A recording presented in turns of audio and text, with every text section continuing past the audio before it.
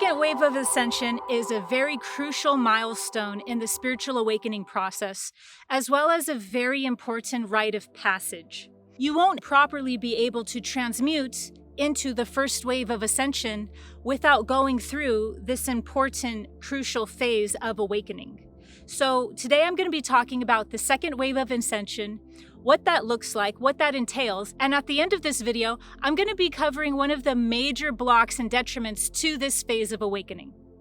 So, the second wave of ascension is known essentially as the warrior energy. It's the part of the spiritual awakening process after we have gone through the initiation into the esoteric realms, or into all of the hidden dimensions of this reality. So the second wave of ascension entails a very broad range of a playing field.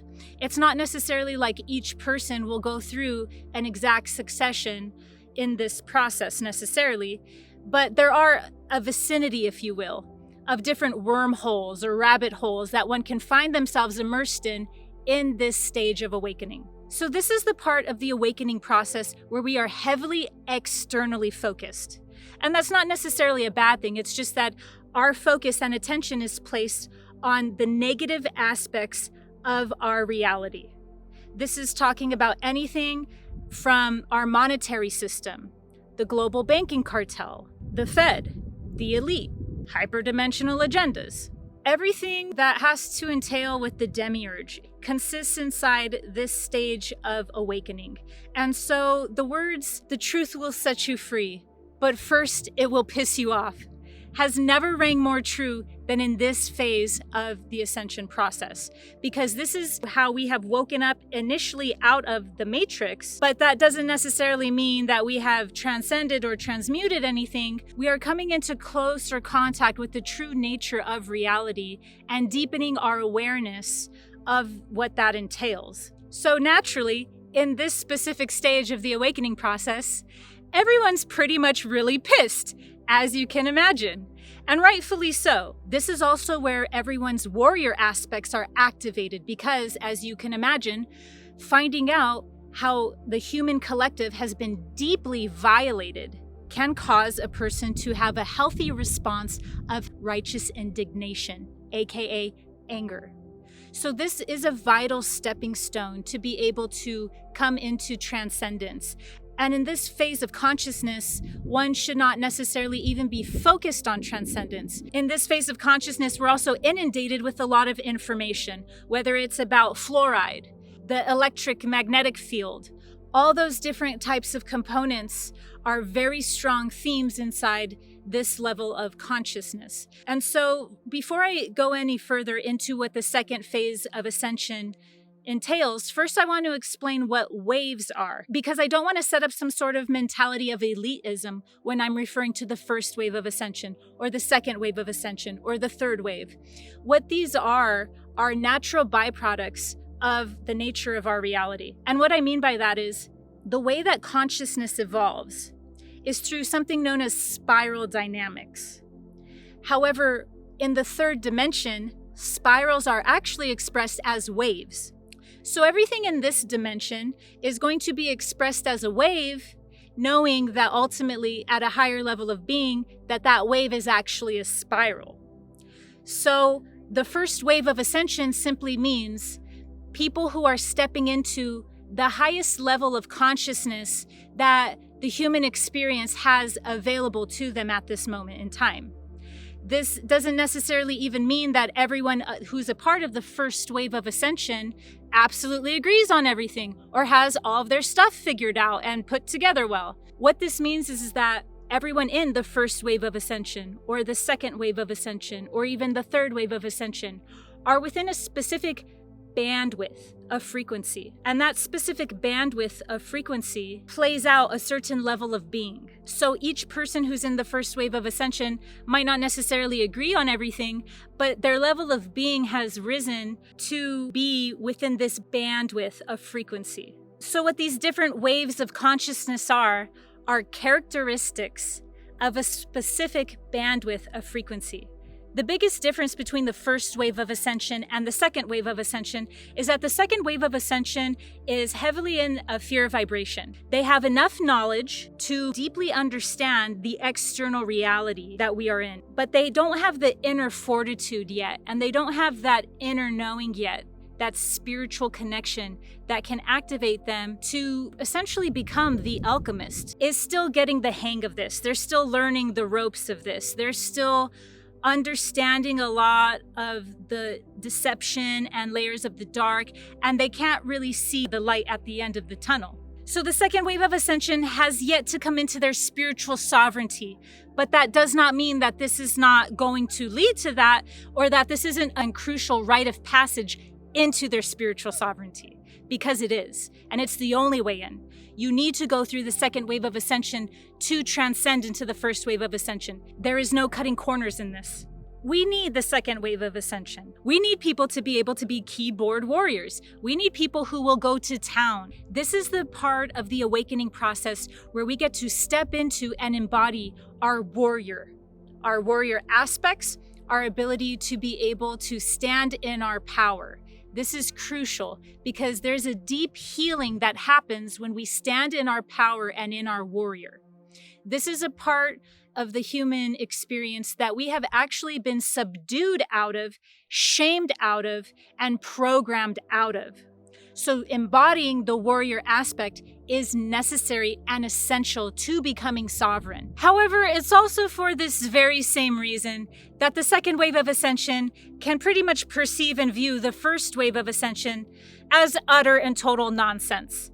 They're just not at that vibe yet, to be honest. And so because they're in the thick of it all, it's hard to pretty much imagine that you can jump timelines, or that you can elevate the frequency of the earth, and that you can actually switch realities for the collective experience and all of those things that happen in the first wave of ascension. Because your frequency spectrum that you reside in cannot perceive that yet, nor is it necessarily supposed to. Because when you're in this phase of the awakening process, you're immersed in the injustice of the world. You're even immersed in the injustice of the entire matrix, rightfully so. However, because this phase of consciousness is not internally focused, and because they're so heavily externally focused, it doesn't come with a lot of ability to integrate and heal what's held within our cellular body. However, that does not mean that an important healing is not taking place inside this phase of consciousness. So if we look at the different waves of ascension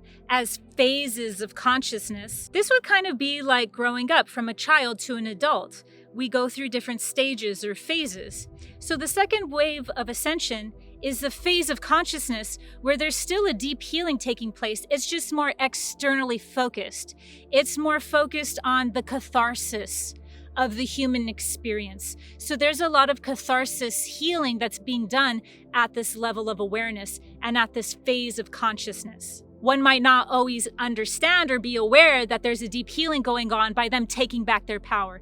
But taking back your power from the matrix and from the external horrors of the world that we are exploring in this phase of consciousness is deeply healing on a cellular level. Learning how to take conscious action is extremely important and healing. So this is the phase of consciousness where, although they can be very prone to rejecting or having an aversion to the metaphysical, that they're still going into a crucial rite of passage in the evolution process.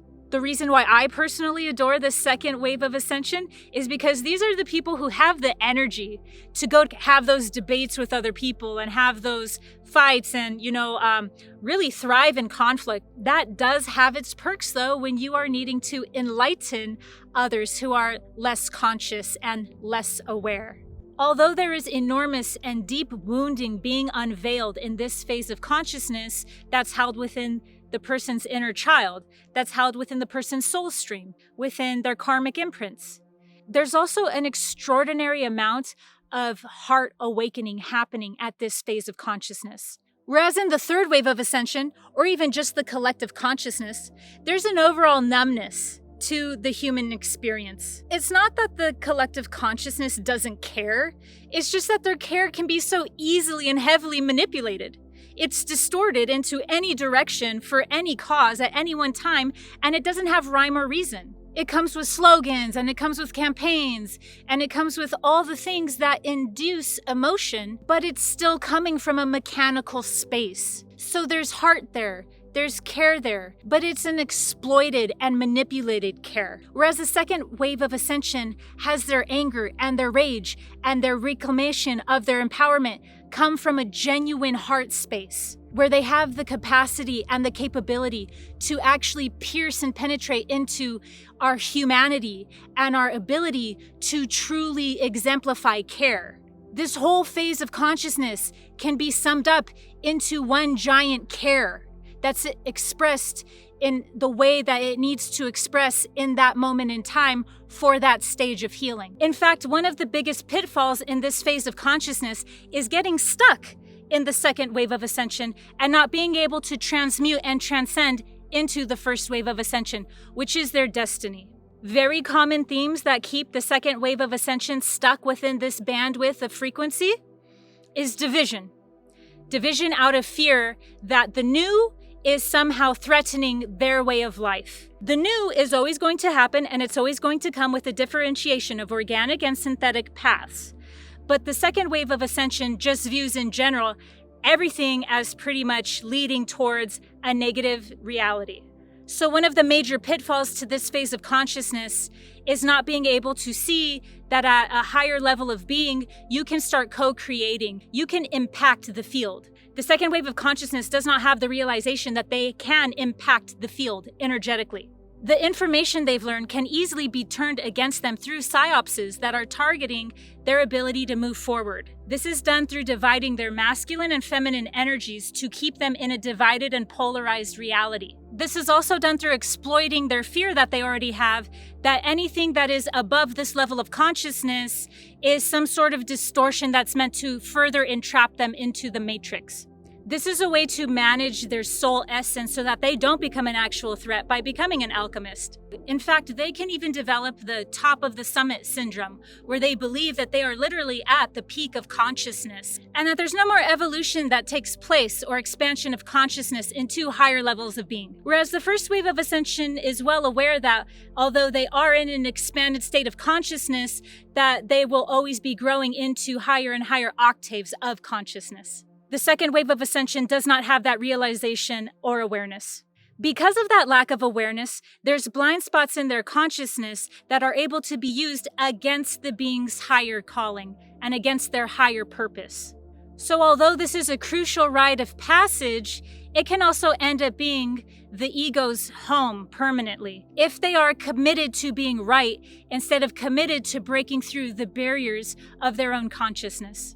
Another huge pitfall within the second wave of ascension is also taking out our unresolved wounding and inner child wounds on others unnecessarily. When we have unresolved pain, it is a very easy tactic the ego uses to dress that pain up as a warrior or as a soldier, and to then use that as a righteous excuse to attack and belittle others and convince ourselves that we are right for doing so, all while using it as a defense mechanism from looking at our core issues and core wounding. So although every wave of consciousness has their own blocks, detriments, and pitfalls that they have as unique challenges to overcome within that bandwidth of frequency, the second wave of ascension's biggest task is to be able to discern and differentiate between whether they are perpetuating cycles of abuse that was done to them and their own wounding, versus being able to truly take conscious action and consciously balance that with their anger towards the ignorance in the world. So the second wave of ascension is still learning